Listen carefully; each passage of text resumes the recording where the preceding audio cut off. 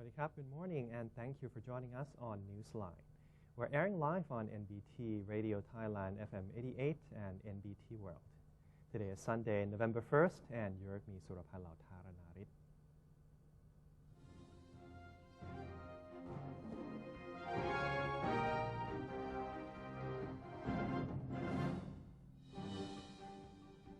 Welcome to today's segment of Thailand Moves Forward. First up, Prime Minister General Prayut Chan-o-cha has indicated steady progress in the implementation of various trade agreements within ASEAN, while saying the Trans-Pacific Partnership, or TPP agreement, is being heavily debated by concerned agencies. As part of his address to the Thai people on the weekly TV program, Prime Minister Prayut touched on the progress of trade agreements being pushed forward by ASEAN member nations. He stated that the ASEAN Free Trade Area, or AFTA, established earlier among the 10 member countries, and the Regional Comprehensive Economic Partnership, or RCEP, made with the 6 dialogue partners, are both bearing fruit gradually. A meeting on ASEAN's cooperation with other countries has also been scheduled for the coming week. In regard to the TPP agreement, for which negotiations were initiated by the United States, General Prayut revealed that the government is conferring with representatives of Thai industrial, agricultural, and private sectors about the matter. Thorough deliberations are underway in order to determine the pros and cons and find measures to cope with the risks involved. The Premier insisted that any decision whether or not Thailand would join the TPP would come in the form of a joint consensus among all related sectors. Should any repercussions arise, all sides would need to take responsibility and come together in search of solutions. The Thai Premier is calling on members of the public to register for the government's National Savings Fund, hoping to help them build up their own insurance for the future. During his weekly televised address, Prime Minister General Prayut Chan-o-cha encouraged his fellow citizens to apply for membership to the National Savings Fund, which was established by the current administration. According to him, the government is providing those aged 60 and above with an opportunity to apply for membership until September 25th of next year. He said the income does not need to be substantial to make use of the fund, while monthly deposit amounts are not fixed and limits are not imposed. Details can be acquired from the Bank for Agriculture and Agricultural Cooperatives, or BAAC, and the Government Savings Bank. Since August 20th, which is when the fund started, General Prayut said more than 340,000 people have been registered, of which 70% are farmers. 95% of the members are more than 30 years of age. To celebrate the National Savings Day, the Prime Minister said the BAAC will be holding an activity to promote saving by allowing people who are not covered by state or private pension programs to save up little by little for future pension benefits. The program will take place between November the 2nd and the 6th at the BAAC office in Chachoengsao province. Prime Minister General Prayut Chan-o-cha has called on the Ministry of Education to place greater importance on the development of human resources as part of the country's new education model. A meeting was held between the Education Policy Committee and related agencies, attended by Education Minister General Dapong Ratanasuwan. General Prayut acknowledged the myriad obstacles of education reform and instructed the ministry to make the development of human resources its primary focus for its 2015 to 2016 education policy.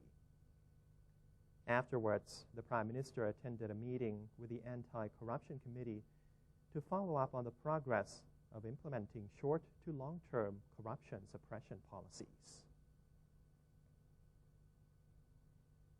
The National Legislative Assembly, or NLA, has resolved to pass an agreement on taxes between Thailand and the United States. The NLA sitting, which was chaired by its Vice President, Mr. Pirasak Phojit, voted 151 to 3 with 11 abstentions to approve an agreement between Thailand and the U.S.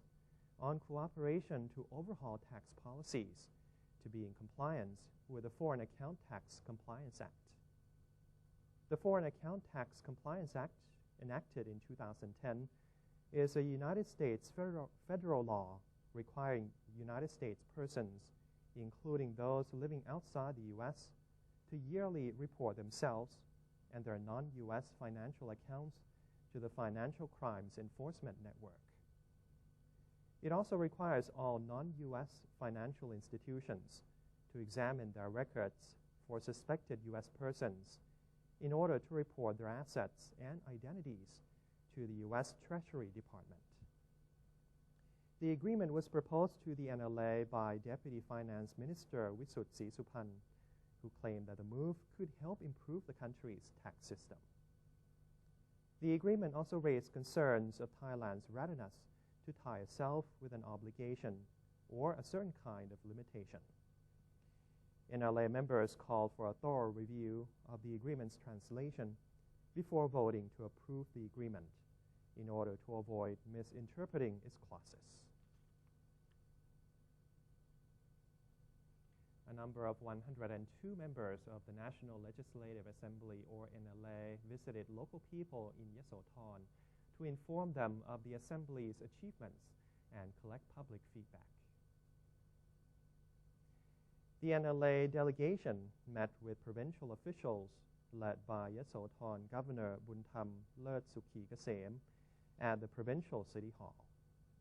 The meeting started with a briefing on the work and recent achievements of the NLA and the government, presented by Second Vice President of the NLA, Pirasak Phojit, and his team of NLA subcommittees, followed by a briefing by a member of the Constitution Drafting Committee, Mr. Chatchai Nachiangmai.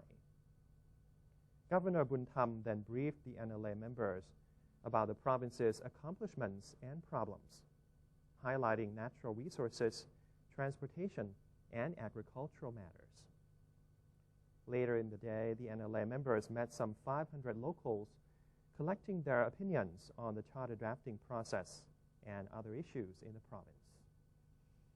After Yasothon, the NLA team continued their trip to Ubon Ratchathani province. The National Reform Steering Assembly, or NRSA, is scheduled to meet on Monday to review a set of meeting regulations before passing it the same day. The Speaker of the NRSA, Captain Thinapan Nakata, has issued a mandate calling for a plenary session on Monday, during which members of the NRSA will go over the Assembly's meeting regulations. These regulations are expected to be approved on the same day, said Captain Thinapan. In addition, Monday's sitting will table a number of reform agendas, comprising political reform, education reform, and media reform. Another sitting will be held on Tuesday, said Captain Thinapan. During the two-day sitting, procedures to reform in 11 aspects, according to Section 27 of the Provisional Constitution, will be proposed. Assembly members who wish to join the debate are required to submit their requests and agendas ahead of the meeting, which will kick off at 9:30 a.m. The Minister to the Prime Minister's office, along with agencies from the Office of the Consumer Protection Board, has conducted a random quality inspection at the Lat Thai Agricultural Market north of Bangkok in a bid to boost consumer confidence. Minister to the Prime Minister's office, Mom Luang Panadda Disakun, and Secretary General of the Consumer Protection Board, Ampon Wongsiri, oversaw the collection of samples from the produce sold at the market in Klong Luang district of Pathum Thani province in order to test for chemical and microbial contamination. Authorities also inspected the labels of the products. If excessive amount of formalin and metal is found in seafood products or pesticide in crops, Violators will be charged in accordance with notifications of the Public Health Ministry. Those selling fruit and vegetables contaminated with microbes will be charged in accordance with notifications of the Department of Medical Sciences. Vendors who mislabel their products will be charged in accordance with the Price of Goods and Services Act. Those who wish to report cases of wrongdoings are urged to call the Consumer Protection Board hotline 1166. The Ministry of Commerce has prepared measures to assist rice farmers and prevent rice prices from fluctuating as new harvests are expected to enter the market soon.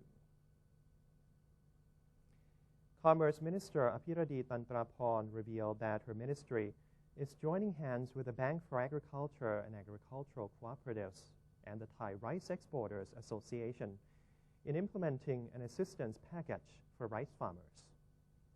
The package includes such measures as the reduction of production costs, increase of farmers' access to loans, and provision of low interest rates. There are also measures to maintain stability in rice prices during the 2015 to 2016 crop year, one of which is the slowing down of new grains delivery to the market between October and November. Ms. Apiradi said the ministry hopes to maintain the price of paddy at no less than 8,000 to 8,500 baht per ton, and the price of jasmine rice at around 13,500 baht per ton. In regard to the government's release of substandard rice in its stock to the industrial sector, the Department of Foreign Trade is in the process of drawing up guidelines and regulations which would help ensure that this category of rice would not be brought back into the consumer's market. The Commerce Minister on this occasion vowed that transparency will be upheld in every stage of the process. The Manufacturing Production Index, or MPI, in September posted a contraction of 3.6%, even though production growth was seen in the automotive and food industries.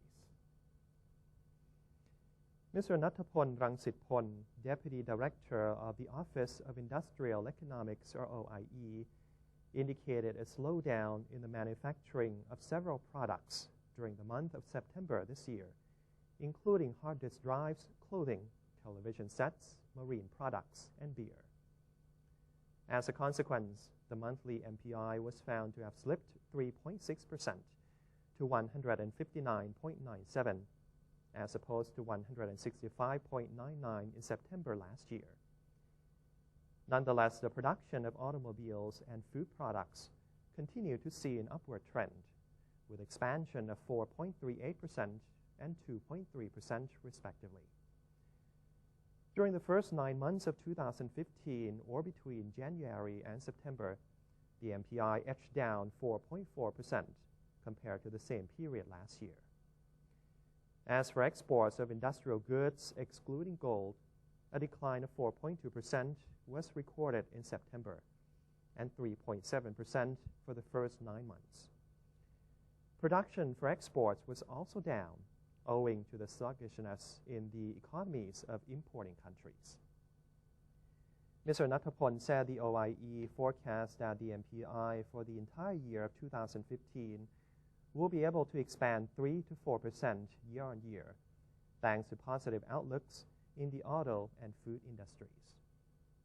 He also noted that in fiscal 2016, the calculation of the MPI will be more accurate and better reflect the Thai industrial situation, as it will cover 60 industries and 230 products in total. Bangkok Metropolitan Administration, or BMA, officials have inspected roads that will be used as part of the Bike for Dad campaign. BMA Permanent Secretary Pirapong Saichua and related organizations have checked the biking route, which begins from Dusit Palace all the way through Ratchaprasong intersection, Chulalongkorn University, Chinatown, Wong Vien Yai, and the Royal Thai Navy headquarters. The campaign will also celebrate His Majesty the King's 88th birthday anniversary on December 5th. Mr. Pirapong said necessary landscaping and road maintenance efforts have been carried out to accommodate cyclists on a 29-kilometer distance. The inspection is to make sure traffic signs are in good condition and lids on manholes are firmly secured to ensure safety for participants. The BMA will also organize a traditional corn performance, as well as an exhibition regarding His Majesty the King's achievements on December 12th and 13th in front of the Ananta Samakom Throne Hall. And that's the end of today's edition of Thailand Moves Forward. Before I take a quick break, here's a look at the exchange rates and commodity prices.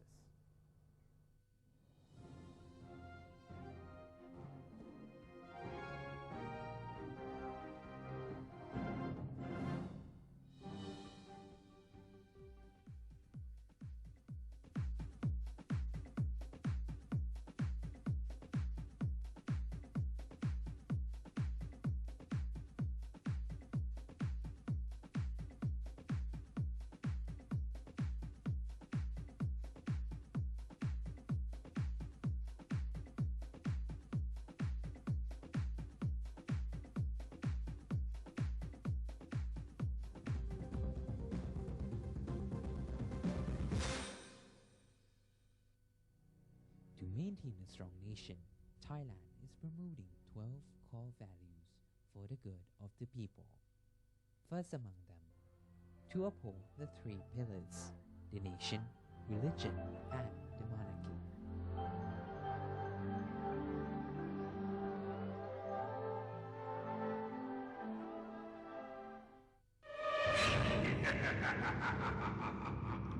Even if we don't see them, they are amongst us. And they're hungry.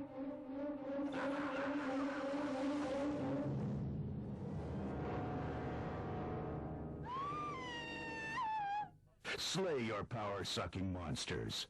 Take their power away. Think when you plug.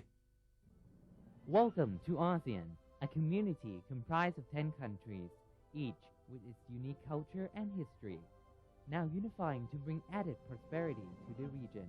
For centuries, each country remained independent, but now we are coming together to compete in the 21st century globalized world.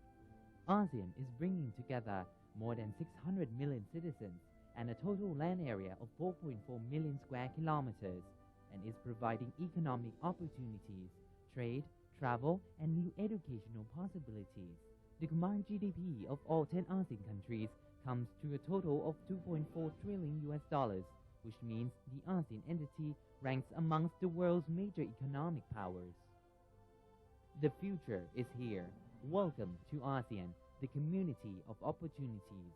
The Southeast Asia region is now becoming one.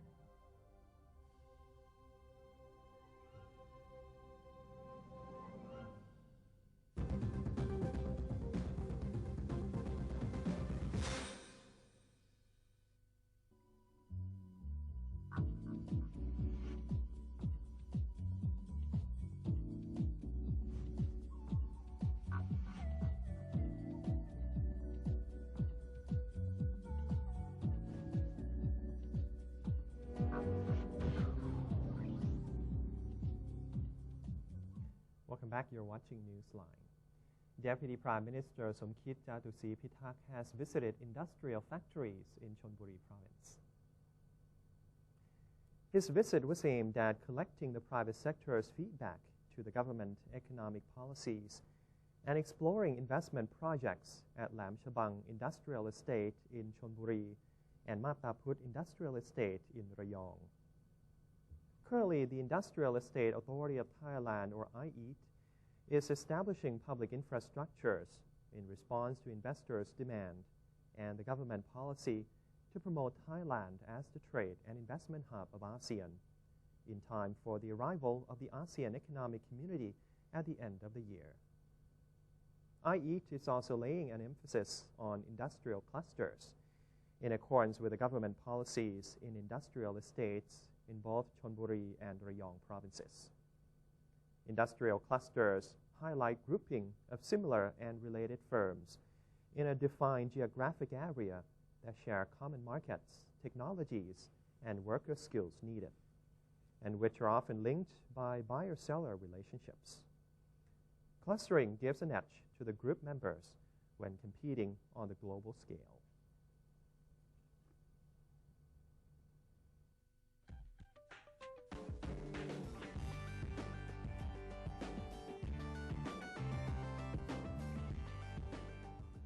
Moving on to the global front, Airbus A321 carrying 217 passengers and 7 crew members crashed on Saturday in central Sinai, Egypt.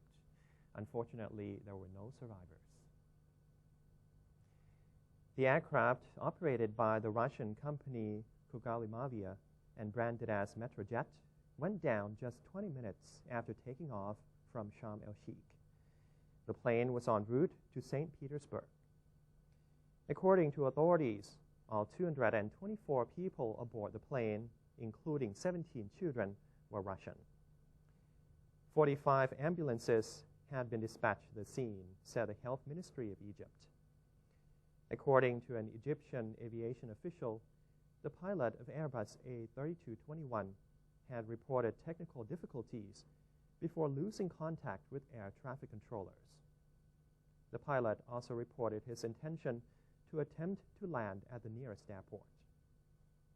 A flight tracking service called Flight Radar 24 said the plane was descending at 6,000 feet per minute when it disappeared from radar screens.